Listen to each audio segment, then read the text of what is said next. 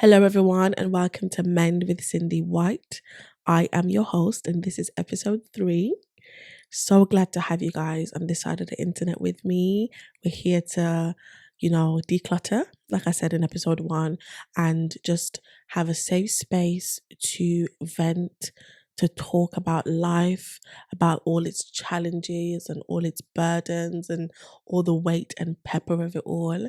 But we're still enjoying the ice cream of it and boldly professing and unapologetically talking about the beauty that life can also bring us, because it's not all bad. It's not all bad. But no, yeah, welcome guys. Welcome back. We are keeping it pushing, we're keeping it moving, we're keeping up with the momentum of it all. I'm sure I said that word wrong. Momentum. Yeah, insert the right word here. But no, I just wanted to just talk about Mend and my thoughts behind it and why I even chose that name, and just explain the logo because I'm super proud of it. I designed it. I didn't do it myself because I'm not a graphic designer, but I did do like a rough copy of it, and my friend laughed at it because she said it was really crap, and I had to get a graphic designer to do it for me properly. But mend is just kind of self-explanatory. Healing, mending, restoring. That is my desire for myself and for everyone. I think life has a way of teaching us how to live based off our traumas and life's challenges, and I want to personally actively journey towards my healing and being restored and mended to a version that Christ desires me to be and who he has intended for me to be. So that's why we're here, and that's why it's Mend.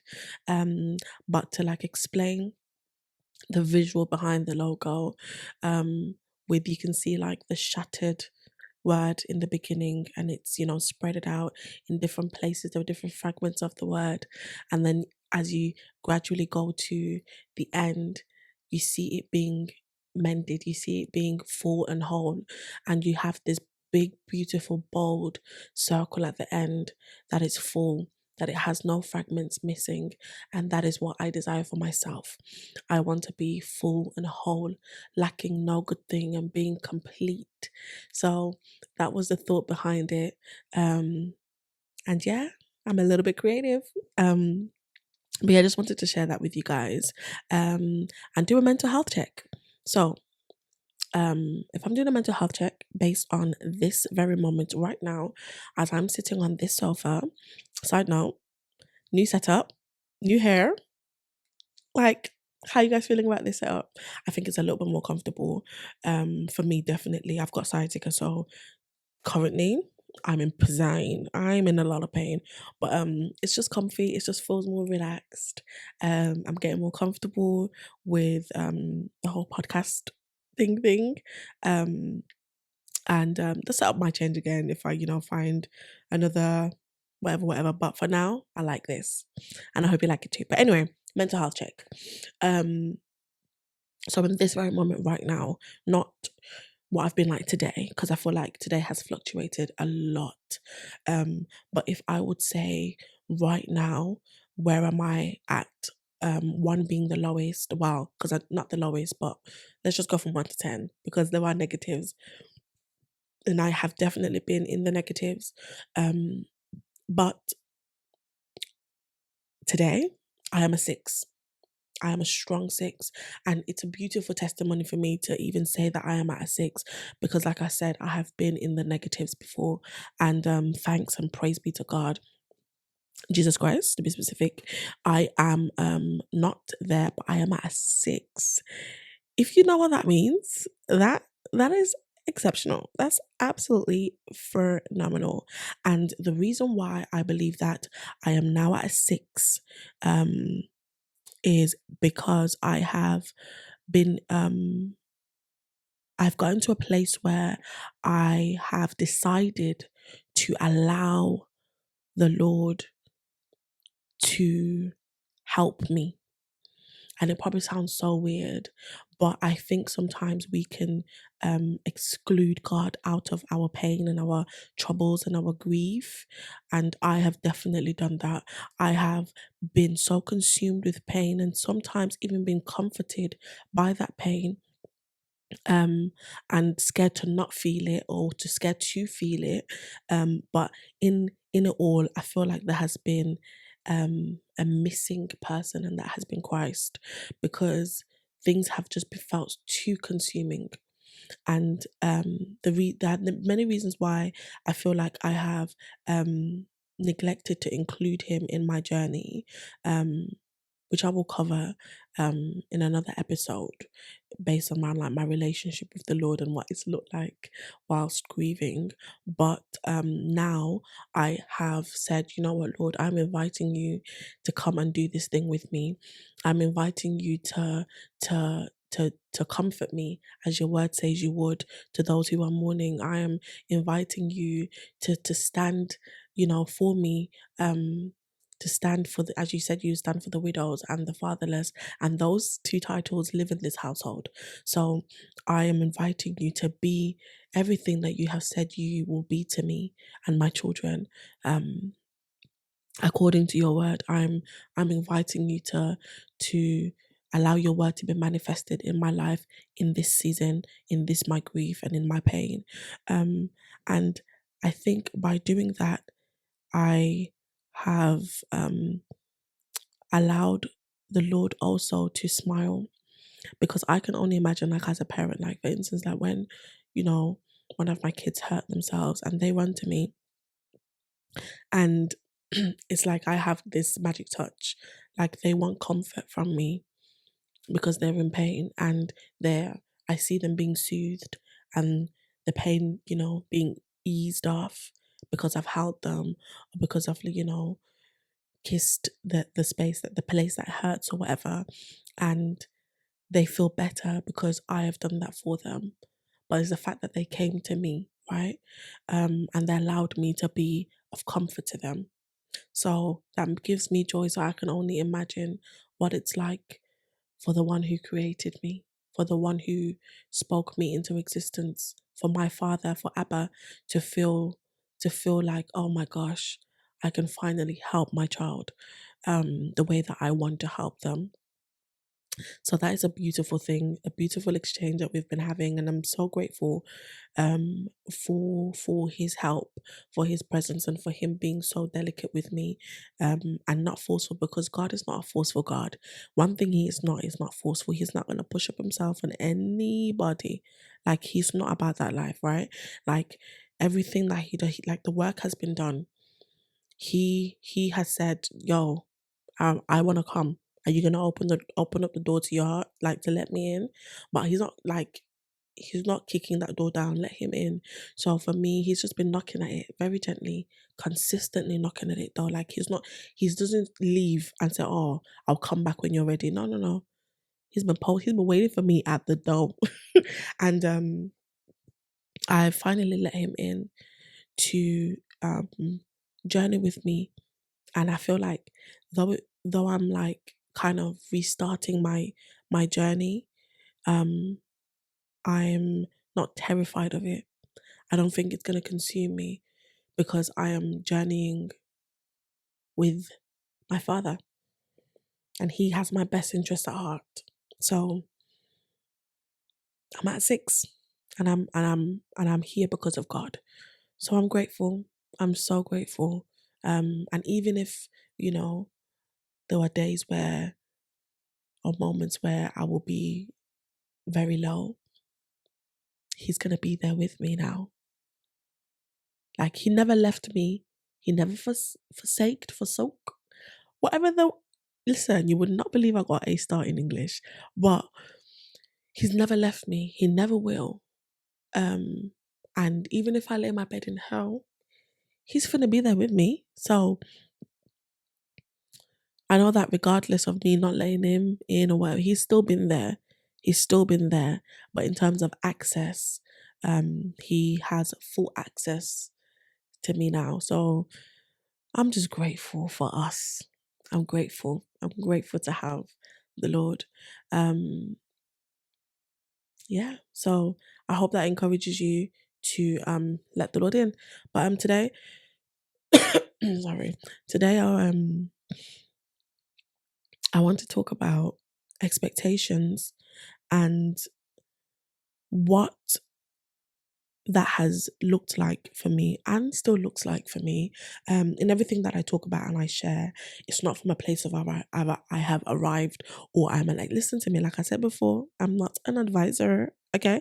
I can only share from my experiences and, from the things that I've been exposed to, and, you know, in hopes that it will help me with my process and my journey of healing, but also help those of you listening to have a better understanding of what this journey may look like, because grief is not just grief from losing someone, like someone dying, but there can be grief in so many different areas in life, like, and that's another topic that we can cover in another day. But um yeah, yeah, we'll cover that. We'll cover that on an ugh. We will cover that on another episode. But yeah, I haven't arrived anywhere. I'm still figuring things out. But as we're processing and journeying through this, like, I just want to be as transparent as and open as I possibly can. And I believe that the Lord is giving me the grace to do so now, to be able to share my journey, and He has allowed it to be so that it helps me but also helps others, and I am now seeing it. I'm seeing it and I've accepted. And you know what, one thing that I said like before, early days, was like, this this is not part about to be part of like my testimony. Like, I'm not about to be an ambassador for those who are grieving, or I'm not going to be about a spokesperson for the W word. Sorry, I still find it very uncomfortable to say widow, so we're going to unpack that. But yeah, like, I'm not going to be like a spokesperson for them, or like be talking about these things, because what the heck, you know and look at me now, sitting on my sofa talking about these things. Listen, God, ah, he God have you way, man. Because who am I to fight him? Who am I to fight him? Because he always wins. He always wins, and he always wins because the way that my life belongs to him. Ah, I beg, just do as you please, Lord. At this point, I'm just I'm just here for you. But anyway, um, to go back to expectations. it it is a journey. It is a journey, and maybe like it's a very big topic to talk about, which might be in different parts. But to go from like the beginning, when everything started, when everything happened, I remember there being like a swarm of people around me.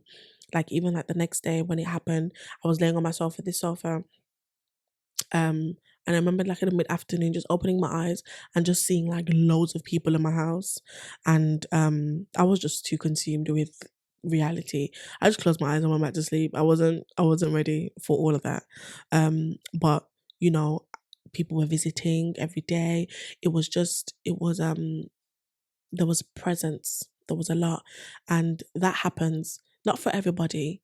I do know that there are some people who unfortunately go through traumatic things in their lives and they are actually very much isolated, which is very unfortunate. But I was so fortunate that I wasn't. So I had people here. I had people who were so generous with their time, with their finances, with their gifts, with their words, with their prayers. They were so generous, um, and it was overwhelmingly beautiful. Um, there were times where it was a lot, because I would deep the reality of why there were so many people around me, and it would be painful that, oh gosh, that's why you're here, kind of thing. But nonetheless, it was beautiful to have such support around me. But in my mind, I already expected and anticipated that this wouldn't last.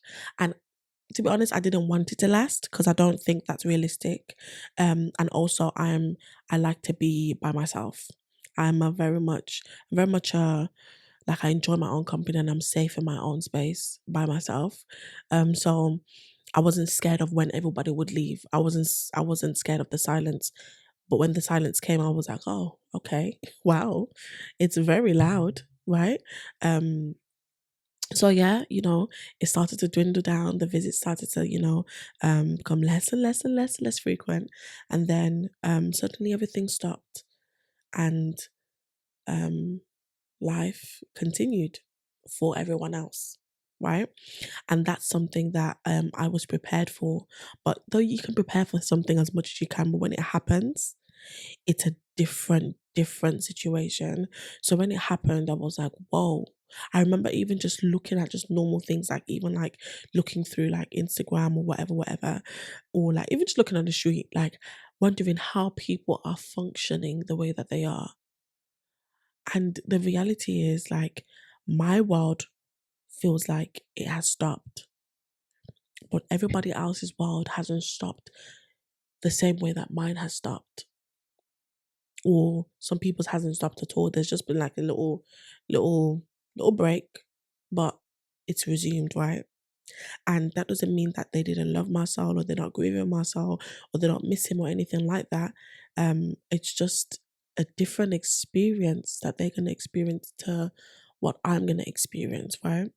In the middle of my grief counseling, the counselor shared something with me. I don't it's a study or like when they show you all these charts, right? They've got like the grief cycle, and she showed me something about I don't know who the study is from or whatever, but it was basically those who were affected by grief and um how they're affected, right? And it's like this, it was different rings and different circles. So in the middle, like the first circle in that circle was the spouse. Second circle, children. Third circle, parents. Next, siblings. Next, extended family like aunties, uncles, grandparents, all of that. And then next, friends. Next, like everybody else, right? And I know that that's not like a fixed thing. It's not like set in stone. And it's not always the case because it depends on like, proximity to the person and relationship to the person, because you can have, um, certain like, I don't know, friends are closer to some, the person, or some spouses ain't checking for their spouse like that.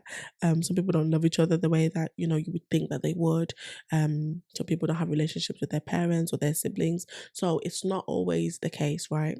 Because you can have friends that will experience the pain of, the experience grief in a more intense way than some family members would. And it just depends on relationship, right?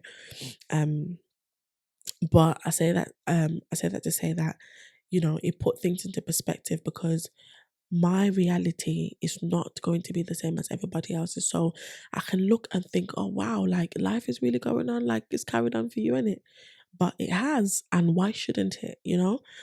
Everybody has a right to carry on with their life. And even I have the right to carry on with my life, right? But everybody's reality to this specific loss is different. And it's been difficult sometimes to see how much the world still goes on, because the sun is still rising and still setting.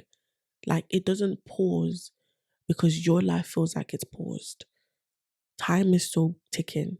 Like nothing freezes in real time. Just you're frozen, right? Um so that has been something that's been difficult to adjust to, the fact that life goes on. Do you know how wicked that felt? What do you mean life goes on? What do you mean I still need to do shopping? What do you mean people still need to be fed in this house? What do you mean I still need to breastfeed because my daughter was 6 months? What do you mean I still need to change nappies? What do you mean I still need to wash? Like, what do you mean the car still needs petrol? Like, what, you get what I mean? Like, these little everyday things that you don't think about. Like, what do you mean? Like, what do you actually mean that life carries on? These things still have to be done. Wild. Absolutely wild. So it was difficult for me to adjust to. Um, and still difficult for me to adjust to. I haven't adjusted at all.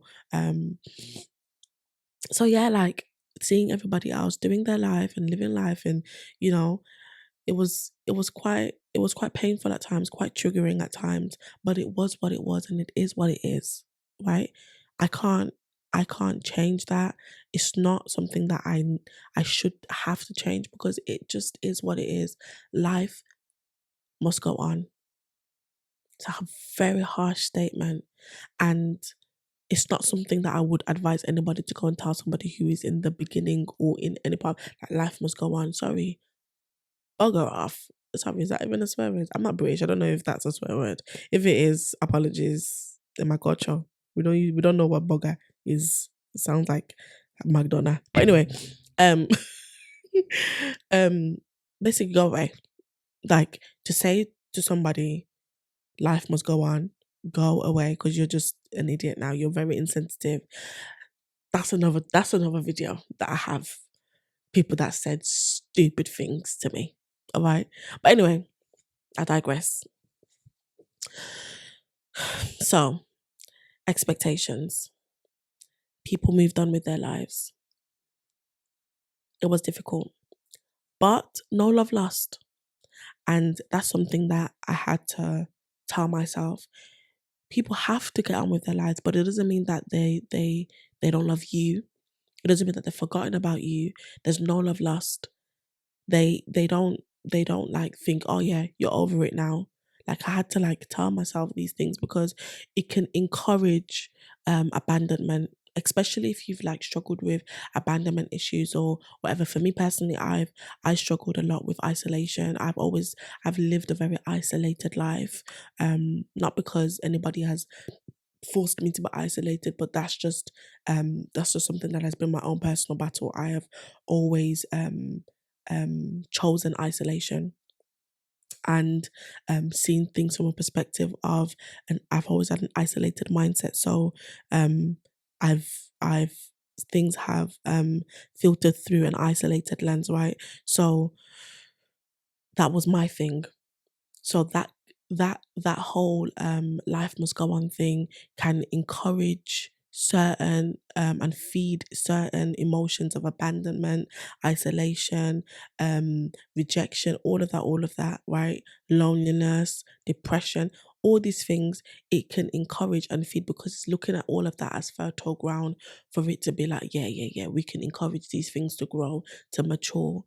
Um so it was a battle. It was a battle because you see certain behaviors and you try to like you translate it as, oh, how come you man ain't checking for me? How come you man ain't checking for my kids? And with those expectations, like for me, um, because of the way that I am, right? Some parts of it aren't the best, like I said in the other in my episode 2, because of the way that I kind of see things. I don't like to expect things from people um because I don't want to be disappointed, and I've come to terms with the fact that it's not an issue to expect, because expecting from your loved ones is your right. Like I want my loved ones to expect from me, rightfully so, because they have a right to. Like we are in a relationship, so you should expect certain things from me, and I should rightfully expect certain things from you too. And there should be communication about those expectations. Some things don't need to be communicated depending on like the person, but expectations are okay, but for me, I think what the issue is the disappointment. I struggle with that. I don't deal well with being disappointed because it feels like a big thing. It feels like the end. It feels like, oh my gosh, like what happens now? Like how do we move on with this relationship? How how do we move forward? can I trust you again? Can you trust me again? Is it a thing of like, it just feeds different ideas in your mind, like, oh, do you love me? Do you even love me that way? Like, am I pushing up myself on you? Am I a beg? Like, do you get what I mean? Like, so it it can mess with your mind a little bit, mess with my mind a little bit. And it did, and it does sometimes. Because I think for me, I anticipate disappointment as well. So sometimes that will cripple me to not expect or to already be upset about unmet expectations that most of the time I haven't communicated because I don't feel like I should or I have the right to, right? But yeah, so it continues to be a journey, but in the beginning I didn't really necessarily, I don't think I really had a lot of expectations because I was just consumed with other things. But specific to like relationships, um I didn't really think about it at first. I just Things were just happening around me. Things were just happening around me.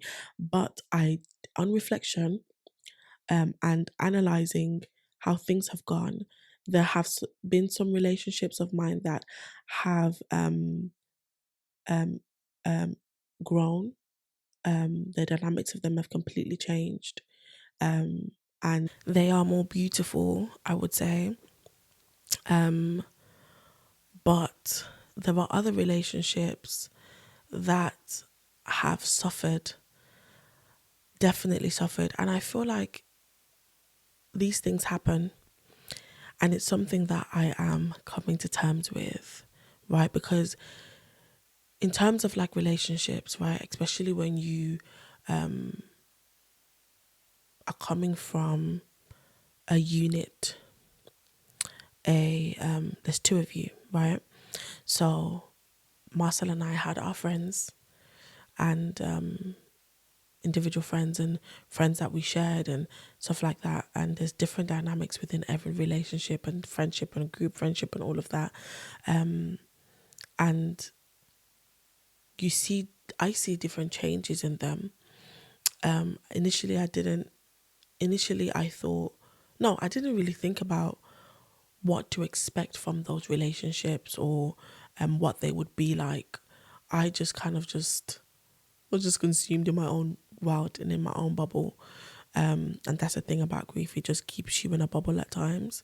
And it kind of, sorry, side note, it kind of, you're in a bubble, but at the same time, you have this childlike mentality that the world revolves around you, in the sense that you feel like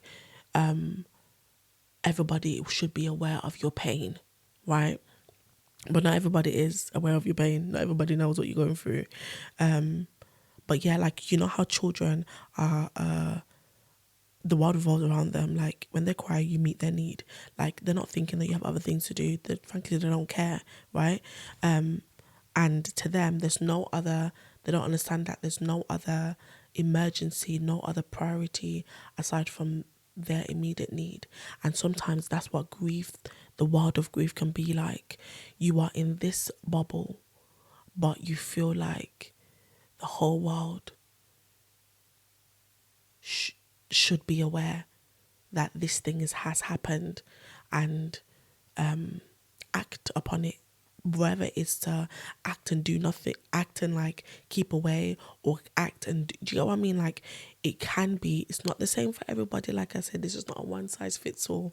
But I have found that there have been moments where that has been the case for me, where even though I am a very much isolated person, I have had that kind of the world should revolve around me mentality, or kind of grief can also make you feel very entitled to certain things, entitled for people to care, entitled for people to be sensitive, and entitled, like, do you get what I mean? So yeah, yeah, I thought that certain relationships would I didn't think about the relationships. I was just in my own world. But yeah, you just see different dynamics and things change because now there is an absence. Somebody is out of the equation now, right? And in the midst of that, everybody's also journeying through their own grief and their own pain of this person. There's something that I said when Mars passed. Sorry, I'm just deeping how grateful I am in this moment to be able to sit and talk about my husband and my pain and my grief. It's such a milestone for me, and I'm just sitting and just thanking God because wow, it's so healing. It's so healing for me. And I'm so grateful because I know it's not the case for everyone. And it wouldn't have been the case for me. But God. But yeah, I remember I said something. I said, nobody is going to experience my pain because nobody else was wife to Marcel. So no one's going to be able to relate to that side of my grief. But the thing that we can relate on is the loss of a friend, because that was my friend. That was my friend.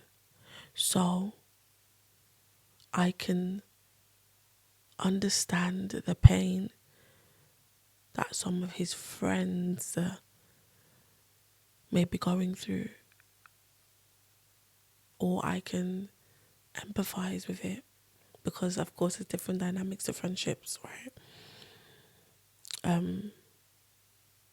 And because I've also lost my friend, I feel for you, because that part that of me that has lost my friend is in agony. So I understand if you're also in agony, because I get it. We've lost our friend, right? Yeah, so everyone's journeying and things will change, dynamics do change, and it's normal, it's natural, but it doesn't mean that it's still not painful, right? But yeah, that's something that I've had to like constantly speak over myself, and you know what, be like, like people have lives that they have to carry on with. People have lives that they have to return to. Yours is different, but everybody else, like, they have to carry on. There's still life. There's still life in me. There's still life around them. So why should they live as though there's death around them? You know? So that's something that when I think about disappointments or disappointments concerning certain expectations that I may have, I have to like put things into perspective and extend grace, because I think about it like, yo, nobody owes me anything, like nobody actually owes me a damn thing. Nobody owes anybody anything. So if nobody does anything for me, it would be painful. It would be very sad. But okay. Do you get what I mean? So I don't know if that's the right thing or if that's just a thing to console myself. That's when the professional therapist kick in. But I just think nobody owes me anything. So with that in mind, the things that I do receive from people, I try to say, yo, let me hold on to that, man, because I'm grateful that you would think of me. And there have been people have been so beautiful towards me and my kids. Like the generosity, the love, the pour People have poured out their heart towards us in a way that I can't even express my gratitude in words. It is mending. It truly is mending.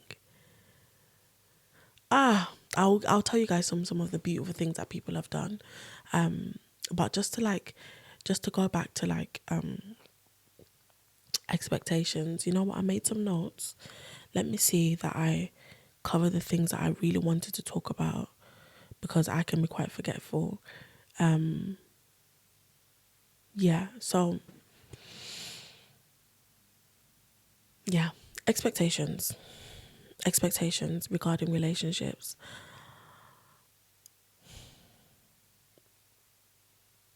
I think let me paint a picture of what I would love,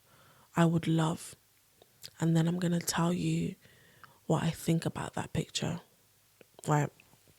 So, I don't think I don't put my needs first all the time. Something that I'm learning to do. But so take me out of the equation. As a mother to two babies, because they're babies who have lost their father, incredible, intentional, present, loving father, I thought and I think, okay, what is life gonna be like for them? Right? And the thought of that just, anyway.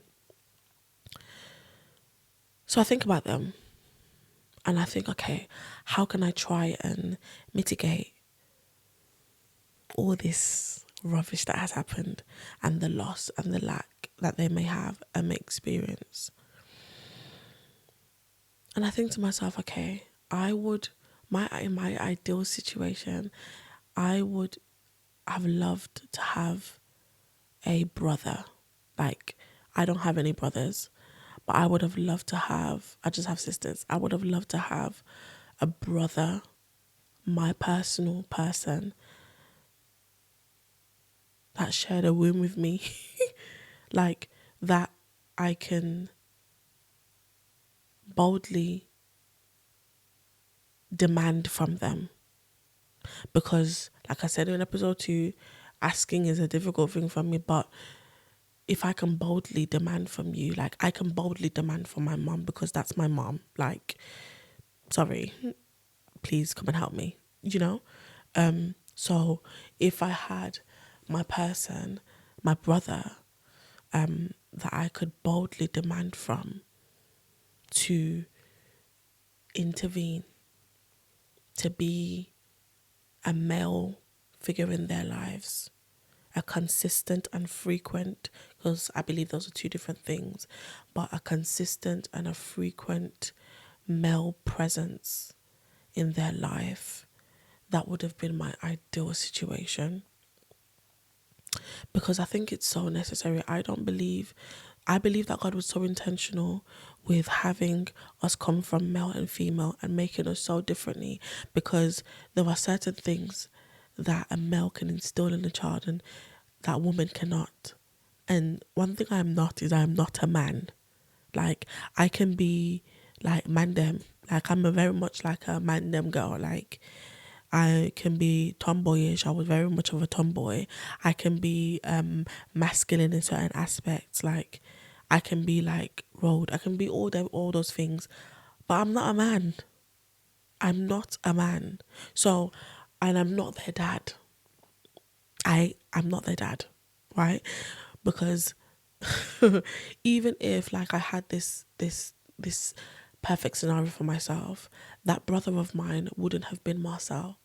So I want my children to be raised by their dad. I want them to see him, to know his personality, for him to teach them right and wrong, for them to see our interaction, for them to see love between us, what that looks like, for them to learn our dynamic, you know, for them to for him to pray over them, for him to love on them, you know. I wanted that. So even if I had my perfect scenario, it wouldn't be perfect because it wouldn't be Marcel, right? And I'll cover that in a second. But I just wish that I had a male to just give them and say, this person can be yours, right? And they're not coming here to be your dad, because that's something that I definitely don't want. And I remember saying one time at my daughter's dedication, was for her first birthday, so of course it was after Mars passed, and I remember saying that, yo, I'm not looking for anybody I'm not looking for a father figure for my kids. No. And I remember saying that and thinking to myself, oh, this might be interpreted as, oh, every male person, you better back off. But no, it was more in sense of like, because I understand how certain cultures work, especially mine, there is a liberty, rightfully so, biblically as well. Like, yo, the person's gone now, like, you're free to remarry, to move on.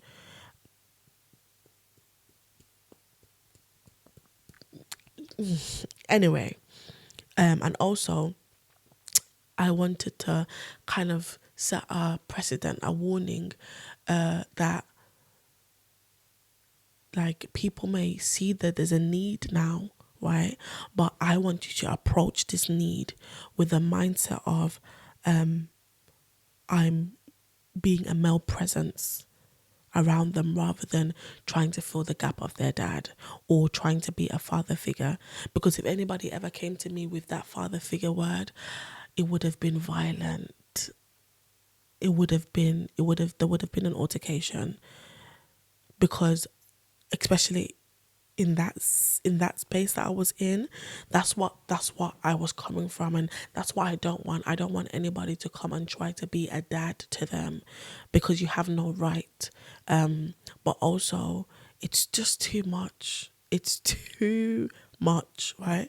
But I do understand the importance of a consistent male presence in their lives, because the fact that there's now this cycle of being a single parent, of course circumstances are different, and daddy issues, and you know, all of that, the lack of that, the fact that they may, I'm not saying professing that they will go through all these issues, because it's not by force. It doesn't have to be their story, right?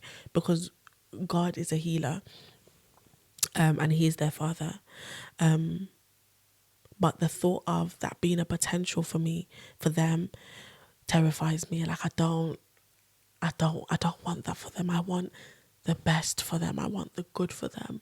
So in my own strength, I think, oh, how can I mitigate this? How can I, help? And I said, in my own strength, right? And for me, like I said, even at the dedication, I know that the Lord will provide. I know that the Lord will provide for them. And I'm praying that he does provide for them, because I think it's so important for them to have somebody who they can claim as their own male presence in their life, you know? And I'm still believing that the Lord will provide somebody for them. Because, yeah, that's my desire for them. I just want Zayo to be able to rough play with. So I mean, I can do a certain level of rough play, but not like how a man does it, you know? I can do what I can, but as he grows, I want him to have the men that he knows that he can consistently rely on and consistently learn from and be a guy with, you know? And it's, as much as I believe the Lord will provide, as he provides, I hope that he gives me the grace to accept. Because, those are my babies. those are my babies, and it's a very sore point for me. And it's something that is my greatest, that's my greatest space of everything. So disappointment in that area for me is something that I more than struggle with, and would be very difficult for me to sit in. So I'm very careful, but I'm still expectant of the Lord, definitely. But when I said I was gonna go back to it, I'm so grateful I remembered. But when I mentioned about me wanting Marcel, that's another thing that runs along with all these desires that I have. It's still a consistent thing. I say to myself, you know what? Even as I wait for the Lord to provide, and let me be very clear, just in case somebody is they're deficient in sense, right? Me saying that, I don't even know why I'm even making this disclaimer, but I'm not saying I believe the Lord will provide because I'm saying that the Lord will provide me with a man. The Lord will provide, right? Let me stop with this disclaimer because it's gonna go somewhere else. But anyway, the consistent thing that runs through with every thought that I have, with the desires that I have, with, I want my expectations for people to do. I wish that people would do more of this, and I wish that, people would surround my children a bit more, and all of that. In the midst of all those desires and those expectations and disappointments that are wrapped up around that, there's this consistent thing of, I still want Marcel. I want Marcel. I would have loved for it to just be Marcel. So sometimes I think to myself, even if all those expectations were met, even if people swamped around my children the way that I would have wanted them to, if people took them on as their personal responsibility, and, were really devoted to trying to meet a need, if people did that, it still wouldn't take away the fact that what I really want is Marcel, right? But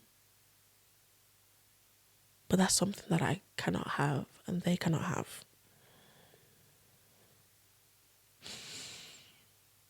But yeah, on a lighter note, some of the beautiful things that people have done before we end, because let's end on a high. There's this amazing lady at one of the companies that Marcel worked with. Even the company itself, they're called Salt Mine. I'm going to shout them out. They're called Salt Mine. Marcel worked with them for years. They are in my heart. They are family to me. They really are. Those people, the love of Christ. God is loving me through them. Like loving me through them. As a company, as a unit, they have stood with me, and as individuals within the company and people connected to the company have just I get like cards from them all the time. Occasion, like it could be a birthday, could be Christmas, Easter, or just a random, like the other day I got a random card from one of the sweetest ladies. Joanna, thank you for the card. She just sends me beautiful cards sometimes with just her heart for me and the kids. And it always makes me smile because, wow, you're thinking of me. Oh my gosh, thank you.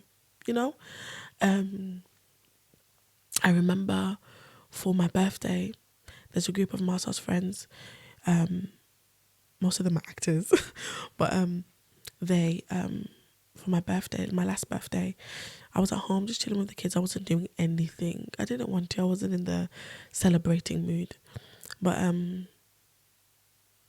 like I had a knock on the door, and one of them came as a representative for all of them, and he had like the most sentimental and beautiful gifts, and they just He just spoke for all of them and just shared their love and their support. And I was just so blown away. Because wow, what do you mean? They're like, oh, if Marcel was here, I know that he would have done something for you. But this, is just what we can do. And I'm still recovering from that. Beautiful. And another thing that some of them did that in that same group, which touched my heart completely, was Zael was starting school. Zael, my son, was starting reception. And, big deal. They're in uniform, starting school. And my sister stayed over the night before. We went together, and I remember the week before Zael started, one of them had come round just to say hi, and like he was asking me about school and stuff like that. He asked me to send him the details, and I sent it to him, but like I wasn't like thinking about it again. And then like he said it was coming, and like they had gone to like the wrong place, but like it was time for Zael to like go in. But they were like, oh, just try and delay. So I was like, oh, let me just go to the back of the queue because they said they're coming. I'm just hearing this car come down the road. Vroom, vroom, vroom. See these two big black guys running down the road in their flip-flops. And the way they were just like, just doing all like, bigging up Zael. And he loved it. Just to see that interaction, I wept. I absolutely wept because I thought, wow, how would it be with your dad here? But to have people who think, oh, let me stand in the gap. Oh, don't make me bawl in this episode. What on earth? But yeah, to have that, I said, nah. People are kind. People are kind. And there's this, obviously I'm just telling a few stories of people have been so beautiful, right? But there's this guy, I've met him one time. He was in doing a play with Marcel, one of the last shows that he was on. So he was there for like 4 or 5 months with him. I've met him one time, but him and Marcel, they just clicked. They were just very close in a short space of time, right? His name is Elliot. I hope he doesn't mind me mentioning his name. But the other two guys that came, Dean and Kieran, thank you. And the rest of the gang, thank you so much. But for Elliot, he so after like the funeral, after everything, he stayed in contact, messaged me and asked me for like to send him my birthday and the kids' birthdays. Sent it to him. So since Master's passed, I've had my birthday, Titi's first birthday, Zael's 4th birthday, my birthday again, Terua's birthday, and Zael's birthday is coming up. So there's been 5 birthdays since. And he has sent something for us each time. And it's not like we speak in between that, I gave him the dates once. And without fail, something has come through that door for us. And every time it happens, I'm just like, it just reminds me of the scripture. I was like, who am I that you are mindful of me? And I just see the Lord loving on me through these people and allowing me to know that I am not forgotten. My children are not forgotten, and they will never be forgotten, and that they will lack no good thing. So I'm so grateful. So grateful for those who have poured out towards us. May the Lord richly bless you. May your cup never run dry. May you live in the overflow. And that's just a small amount of beautiful things that people have done for us. And as much as I have received, I also want to give, because I don't want to be in a position where, I mean, it's hard because I'm not that kind of person, but I don't want to ever be in a position where, because of my circumstance, I sit in a receiving end, because people have been too kind to me. And the reason why I think it's so important to extend grace when people fall short when you expect them to, is because we also need grace. And an example of that is, like, for me personally, like in this time, I think to myself, yo, I have had people around me that have experienced loss, and I have only been able to support them based on my ability and capabilities, and I could have probably done more, and they have extended grace to me. So sometimes it's about giving people the opportunity to be present for you as well, which is what I'm learning to do. But I'm so grateful to be loved the way that I am, to be remembered the way that I am. And I'm still working on this expectations thing and disappointments thing. But I'm not doing it alone. God is with me. Guys, this is the end of episode 3.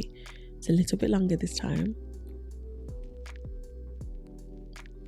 But yeah, let me know your thoughts.